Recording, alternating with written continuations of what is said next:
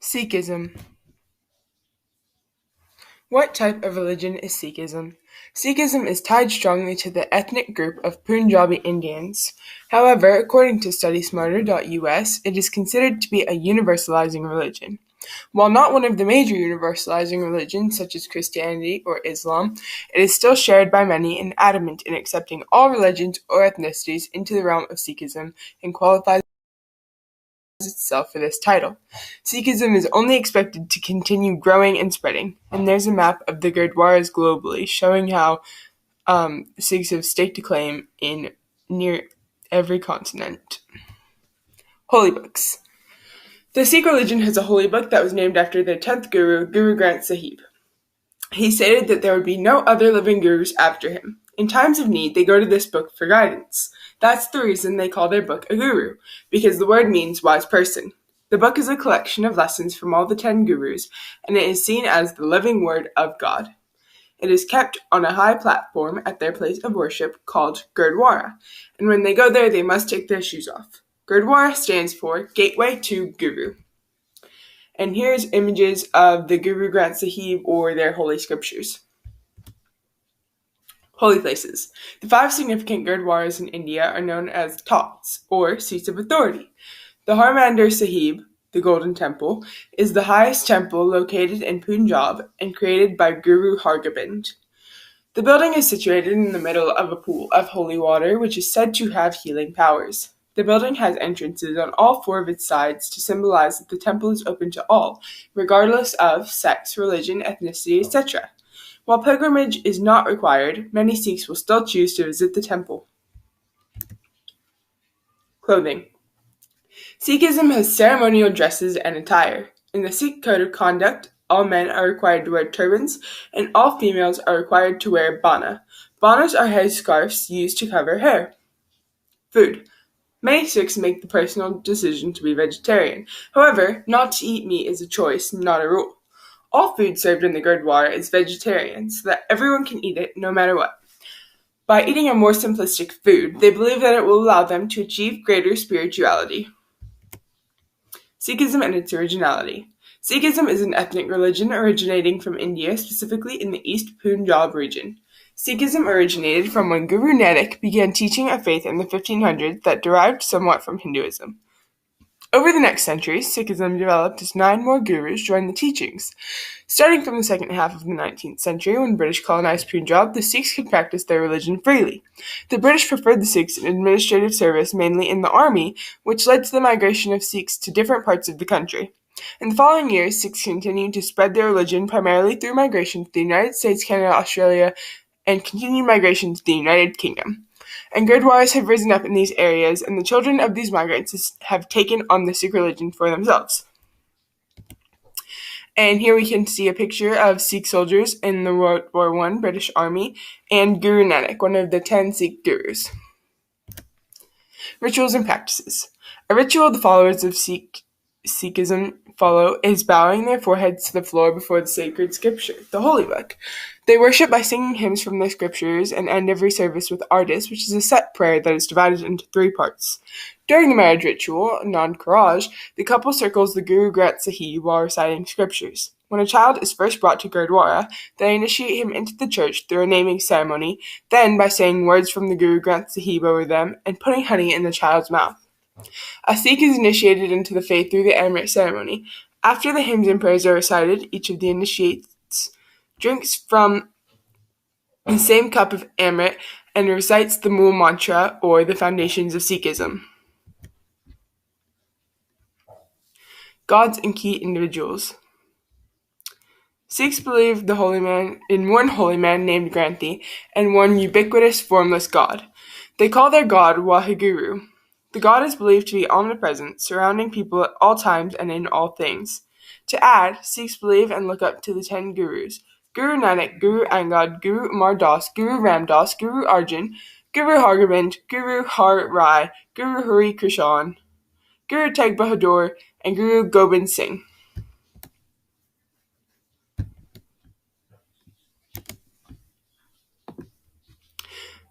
Guru Nanak. Born 1469, died 1539. Guru Nanak was the first Sikh guru. Guru Nanak was born into a Hindu family. However, he did not believe in division between religions.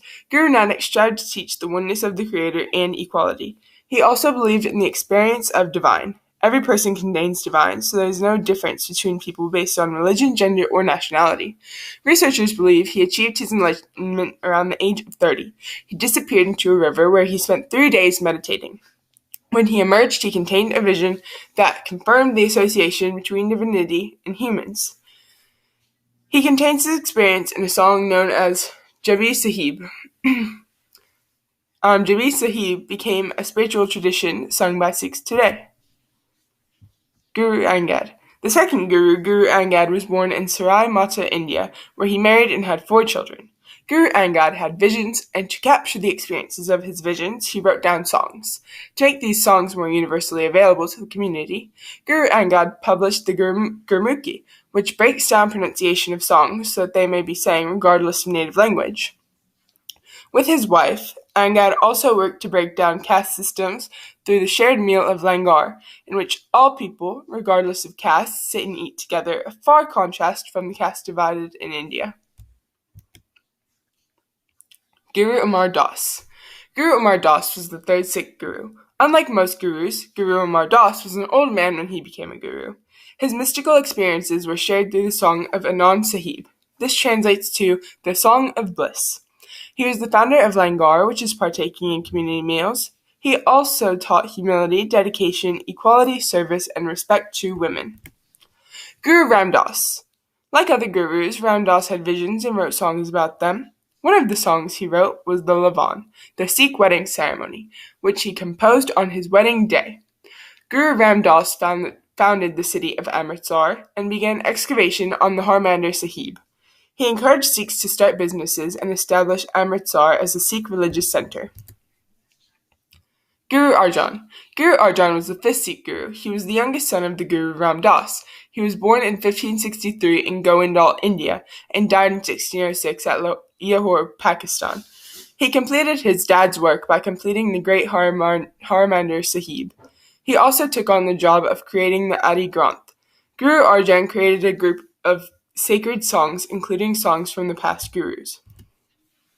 Guru Hargobind. Guru Hargobind was the 6th Sikh guru. He developed a very strong army of Sikhs and gave the religion its strong military character. The reason he did this was due to instructions he was tasked with by his father, who was the first Sikh martyr. Until the time Hargobind was guru, the religion was very peaceful. At his succession ceremony, he was said to have borne 2 swords. These swords symbolized his authority as temporal and spiritual, known as Miri and Pyri.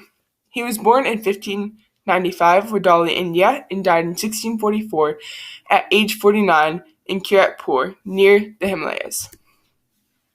Guru Har Rai. Guru Har Rai was the 7th Sikh guru. He was the grandson of Guru Hargobind. He was known as the tender-hearted guru. As a boy, his robe brushed along a rosebush, and he wept. His grandfather then informed him that he would never fight in battle. Guru Har Rai was an amazing herbalist and healer. He was known for his kindness, herbal garden, remedies, and bringing animals for children to play with. Guru Harkrishan. Guru Harkrishan took on the role of guru at the young age of 8 and only held it until he died at 8. At the young age of 5 and only held it until he died at 8 when smallpox broke out in Delhi. Guru Harkrishan went to the place where the outbreak had occurred, and through his power, a spring of water sprung up that could heal those afflicted with the disease. He took on all of the disease of the area for himself and gave his life to save the lives of those in the area. Guru Tegh Bahadur. Guru Tegh Bahadur was the 9th Sikh guru. Guru Tegh Bahadur was the youngest son of Guru Hargobind. He is the grandson of Guru Arjan Dev, and his son was Gobind Rai, who later became Guru Gobind Singh. Guru Tegh Bahadur was known for his deeply meditative nature. Like previous gurus, Tegh Bahadur had mystical experiences which he shared through song. Also, like other gurus, he spent his time building communities. Guru Tegh Bahadur focused on interfaith tolerance and the right of individuals to follow their own religious path. However, the Mughal Empire, Aurangzeb, tried to gain Bahadur's full devotion. When Bahadur refused, he was tortured and beheaded. The emperor later received a note from Bahadur that stated, "This, then, is the greatest miracle, that I gave my head, but not my faith." Guru Gobind Singh. Guru Gobind was the 10th and final guru, a man born in Patna, India on December 22nd, 1666, and he died 42 years later on October 7th, 1708. Later on in his life, he was known for equality. He spent his entire life trying to spread equality with different acts, such as when his son died in war, and he refused to bury him unless they buried every other soldier because it was only fair that way. He also held rituals where 5 people would give their head to Sikhism so he could see into the afterlife. The denominations of Sikhism.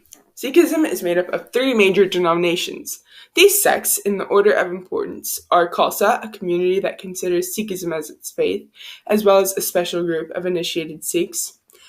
Namdhari, a Sikh sect that differs from mainstream Sikhs chiefly in that it believes that the lineage of Sikh gurus did not end with Guru Gobind Singh. Nirankari, a reform movement founded by Baba Dayal Das in northwest Punjab in 1851.